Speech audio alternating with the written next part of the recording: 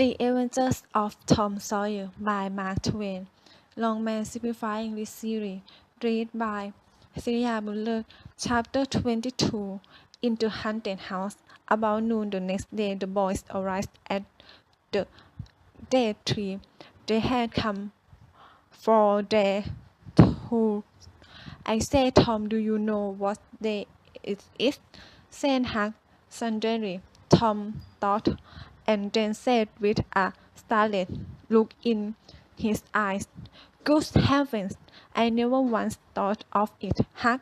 "Well, I didn't either, but all at once I remembered that today is Friday. Hang it! One can't be too careful, Huck. We might have got into an awful lot of trouble. Starting shoes a thing on a Friday. Might better say would. There are some lucky days, perhaps, but Friday isn't one of them." So they gave up their thirst and played Robin Hood all the afternoon. On Saturday, soon after midday, they were back at the dead tree again. They shoot the dead through and masked off.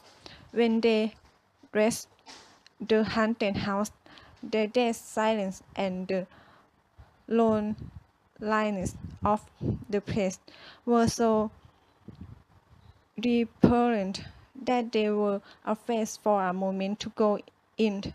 Then they crept inside. They saw a dusty room with a side fireplace, broken window, and drained staircase.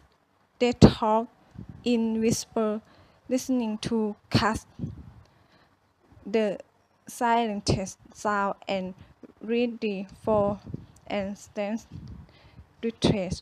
After in time they became bolder and gave the place a critical and interested examination. Next they wanted to look upstairs. They threw their tool in a corner and made a ascent. They found the same sign of decay. They were about to go down and begin work when Tom whispered, "What is it?" asked Huck, going as wide as a sheet with fright. "Shh! There! Hear it? Yes! Oh, let's run! Keep still! Don't move! They are coming right toward the door."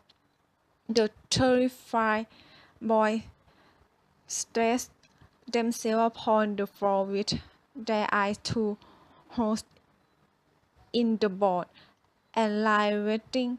Two men enter.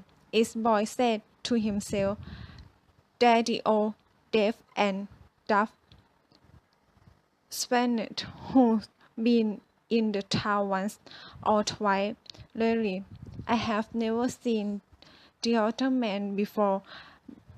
The other, who was talking in the low voice, was a ragged fellow with an unpleasant face. The Spaniard was wrapped in a big, loose overcoat. He had a bushy white beard. Long white hair flowed from under his wide hat, and he wore dark spectacles. They sat down on the floor, and the other went on talking. "No, I have thought it over, and it's too dangerous." "Dangerous," repeated the deaf and dumb Spaniard, to the immense surprise and horror of the boys. They gasped and shivered. "It's what Redskin Joe voice. Don't be a coward," continued Redskin Joe. "Isn't coming here in the daytime dangerous? Anyone who saw as would suspect us. I know that, replied the stranger, but there isn't any other place as suitable. I want to leave his place. I wanted to yesterday, but it wasn't any use trying to move out with those accursed boys playing over there. Those accursed boys. Sure again. The two men got out some food and ate in silence. Look here, said Reskin Joe after a time. Go back to your home up the river. Wait there till you hear from me.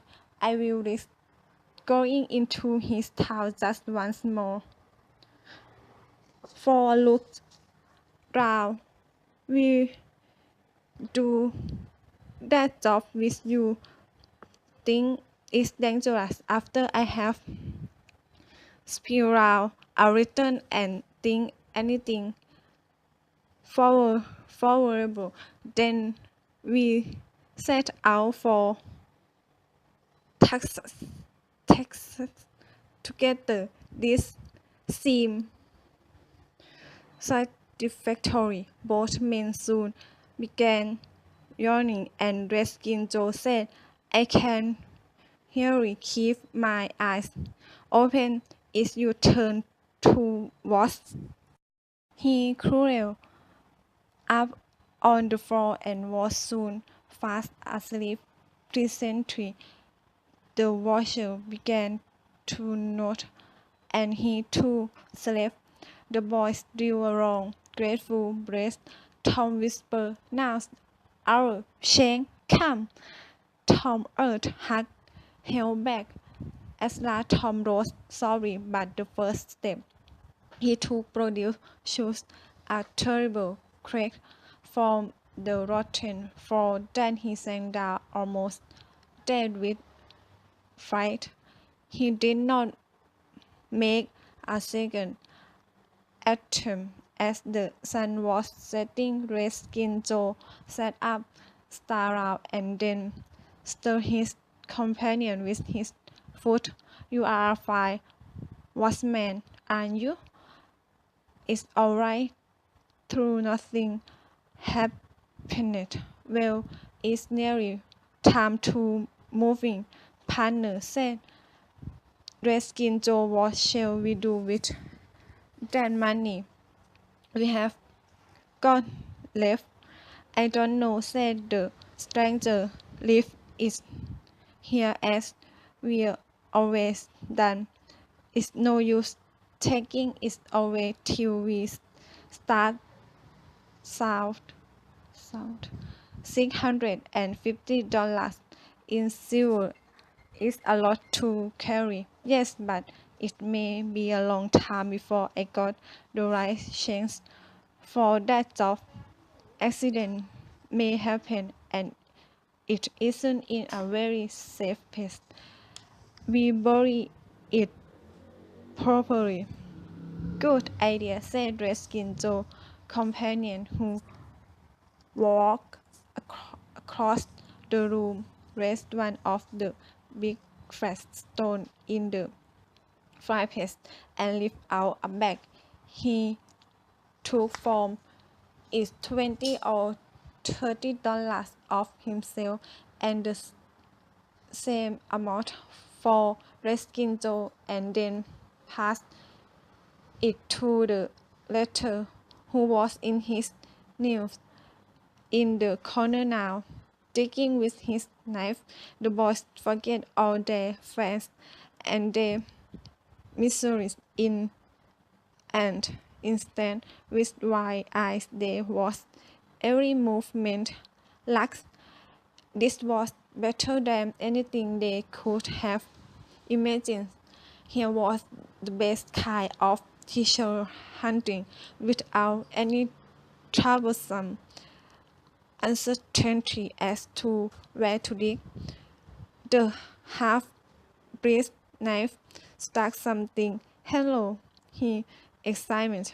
What is it? Asked his companion.